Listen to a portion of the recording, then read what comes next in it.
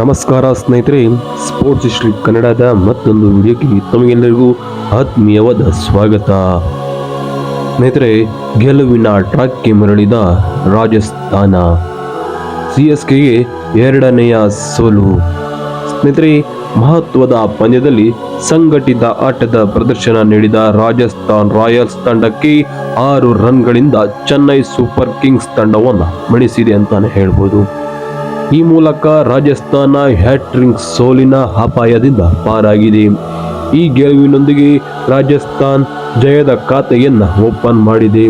Rayon Parag ನಾಯಕತ್ವದ ತಂಡಕ್ಕೆ ಮೊದಲ ಜಯ ಲಭಿಸಿದೆ.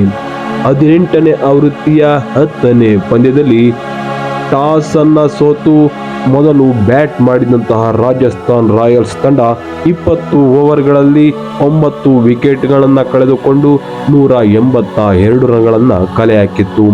ಇದಕ್ಕೆ ಉತ್ತರವಾಗಿ ಬ್ಯಾಟ್ ಮಾಡಿದಂತಹ CSKಗೆ ನಿಗದಿತ ಓವರ್ಗಳಲ್ಲಿ 6 ವಿಕೆಟ್ ನಷ್ಟಕ್ಕೆ 176 ರನ್ಗಳನ್ನು ಸೇರಿಸಿ ಸೋಲನ್ನು ಕಂಡಿತು. ಈ ಮೂಲಕ ಚೆನ್ನೈ ತಂಡಕ್ಕೆ ಸತತ ಎರಡನೆಯ ಸೋಲು ಎದುರಾಗಿದೆ. ಚೆನ್ನೈ ಆಡಿದ 3 ಪಂದ್ಯಗಳಲ್ಲಿ 1 ಪಂದ್ಯವನ್ನ ಗೆಲುವನ್ನು ಸಾಧಿಸಿಕೊಂಡು 2 ಪಂದ್ಯಗಳಲ್ಲಿ ಸೋಲನ್ನ ಕಂಡಿದೆ. ಅಂಕ ಪಟ್ಟಿಯಲ್ಲಿ ಕೂಡ 7ನೆಯ ಸ್ಥಾನದಲ್ಲಿದೆ ಅಂತಾನೆ ಹೇಳ್ಬೋದು. ಟಾಸ್ ಅನ್ನ ಸೋತರೂ ಮೊದಲು ಬ್ಯಾಟ್ ಮಾಡಿದಂತಹ ರಾಜಸ್ಥಾನ್ ರಾಯಲ್ಸ್ ತಂಡದ ಆರಂಭ ಕಳಪೆಯಾಗಿತ್ತು.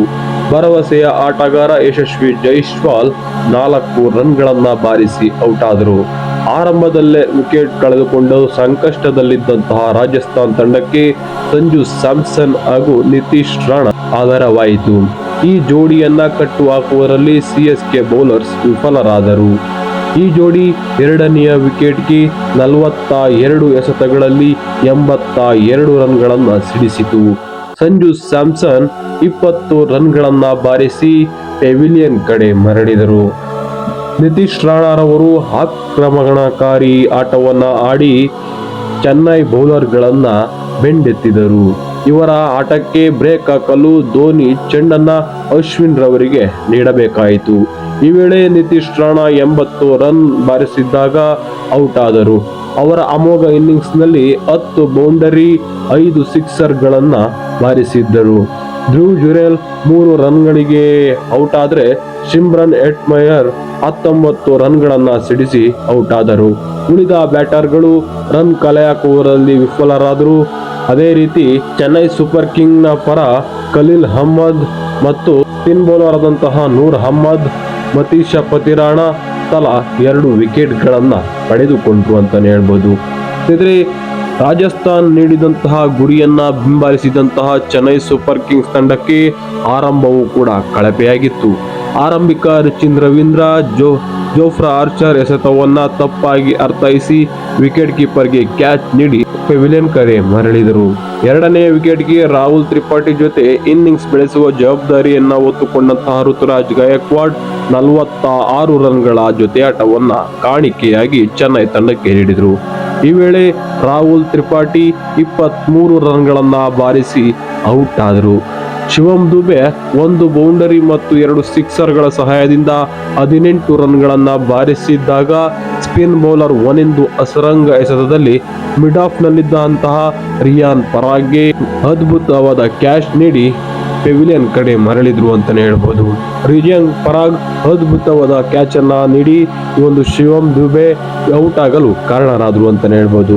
ಅದೇ ರೀತಿ ವಿಜಯ್ ಶಂಕರ್ 9 ರನ್ಗಳನ್ನ ಬಾರಿಸಿ ದೊಡ್ಡ ಇನ್ನಿಂಗ್ಸ್ ಅನ್ನ ಕಟ್ಟುವ ನಿರೀಕ್ಷೆಯನ್ನು ಹೊಂದಿದ್ದಂತಹ ಚೆನ್ನೈ ತಂಡಕ್ಕೆ ವಿಜಯ್ ಶಂಕರ್ ಆಧಾರವಾಗಲೇ ಇಲ್ಲ. ಅದೇ ರೀತಿ CSK ನಾಯಕನಾದಂತಹ ಋತುರಾಜ್ ಗಾಯಕ್ವಾಡ್ ಅದ್ಭುತವಾದ ಇನ್ನಿಂಗ್ಸ್ ಅನ್ನು ಆಡಿದ್ರು.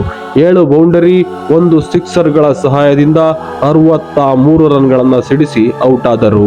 ನಂತರ ಬಂದಂತಹ ಜಡೇಜಾರವರು ಅಜೇಯ 32 ರನ್ಗಳನ್ನ ಬಾರಿಸಿದ್ರು.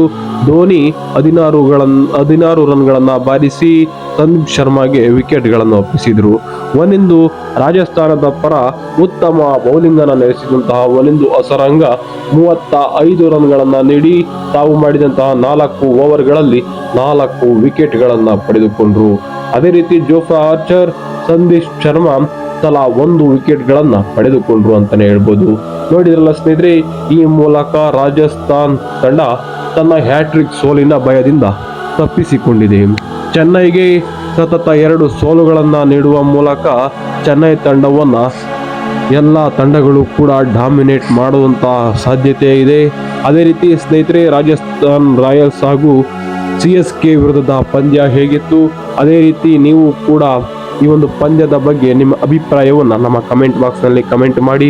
ಅದೇ ರೀತಿ CSK ವಿರುದ್ಧ ನಿತೀಶ್ ರಾಣಾರವರ ಬ್ಯಾಟಿಂಗ್ ಹೇಗಿತ್ತು ಅನ್ನೋದನ್ನು ಕೂಡ ಕಮೆಂಟ್ ಮಾಡಿ. ಸ್ನೇಹಿತರೆ, ನೀವು ನಮ್ಮ ಚಾನಲನ್ನು ಸಬ್ಸ್ಕ್ರೈಬ್ ಮಾಡದೆ ನಮ್ಮ ವಿಡಿಯೋವನ್ನು ನೋಡಿದರೆ ದಯವಿಟ್ಟು ಸಬ್ಸ್ಕ್ರೈಬನ್ನು ಮಾಡಿಕೊಳ್ಳಿ. ಅದೇ ರೀತಿ ಈ ಒಂದು ವಿಡಿಯೋವನ್ನು ನಿಮ್ಮ ಸ್ನೇಹಿತರಿಗೂ ಕೂಡ ಶೇರ್ ಮಾಡಿ. ಅದೇ ರೀತಿ ವಿಡಿಯೋ ಇಷ್ಟ ಆಗಿದ್ರೆ ದಯವಿಟ್ಟು ಒಂದು ಲೈಕನ್ನು ಮಾಡಿ. ಮುಂದಿನ ವಿಡಿಯೋದಲ್ಲಿ ಇನ್ನೇ ರೀತಿಯ ರೋಚಕ ಕ್ರಿಕೆಟ್ನ ಮಾಹಿತಿಯೊಂದಿಗೆ ಸಿಗ್ತೇನೆ. ಧನ್ಯವಾದಗಳು.